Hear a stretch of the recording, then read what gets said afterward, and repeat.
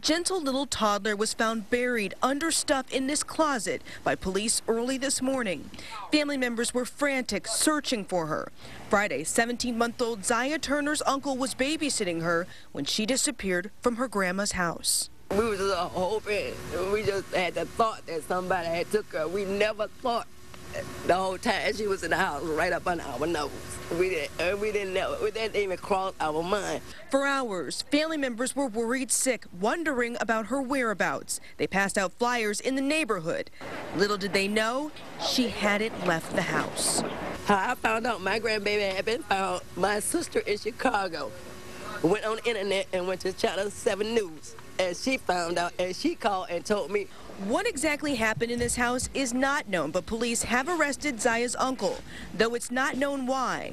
The question for loved ones really is, how did she end up in this closet, and how could so much stuff fall on her? My grandkids, they're blaming themselves, because they're like, we didn't search it, like, but you can't put that on y'all. We can't blame nobody. It was an accident. It was a very bad accident that we just got to deal with.